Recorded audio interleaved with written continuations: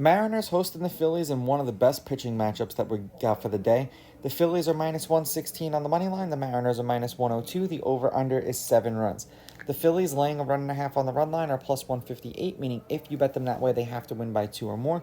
And the Mariners getting a run and a half on the run line are minus 192, meaning if you bet them that way and they win this game outright, you'd win. They lose by 1, you win. Wheeler did not pitch against the Mariners last year or this year. Gilbert pitched once against the Phillies. 5 innings, 4 runs, 4 earned. They lost 6-5. That was in Philly, and he struck out 6. Weather will not be a factor because of the roof in Seattle. One of the smart teams that knows that weather can be an issue, and they make sure that it's not.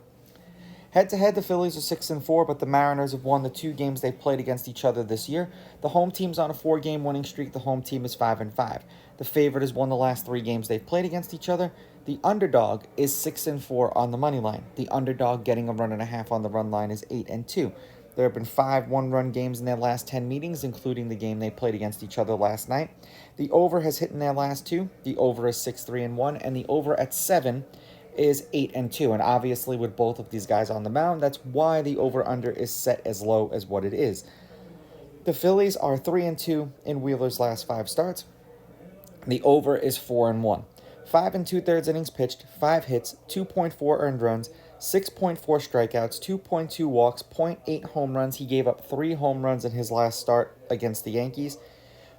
100.6 pitches per game and 17.1 pitches per inning.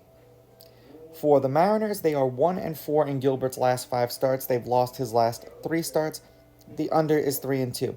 5 2/3 innings pitched, 4.6 hits, 3.8 runs, 3 of which were earned, 6.8 strikeouts, 1 walk per game, 0.8 home runs. He gave up a home run in his last start. His last start was atrocious. 2 2/3, 7 runs, 7 earned, and that was against the Red Sox. 84.6 pitches per game, 16 pitches per inning. The Phillies are struggling right now. They're on a 6-game losing streak.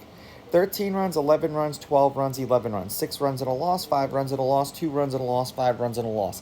So it's not that they're not scoring, it's just that the other team is scoring more. The Mariners are 6-4 in their last 10, 3-1 in their last 4. The over 7-3.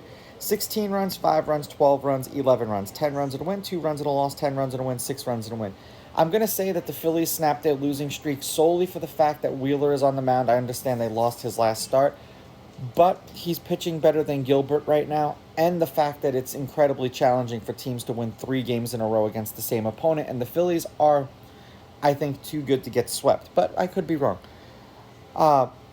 Phillies with the money line. I'm going to take the Phillies laying the runs, and I will go over the 7. I think the bullpen's going to get involved, and it'll be like one of those cheap runs that makes it go over. These are just my picks. If you disagree, please go with your gut, and please bet responsibly.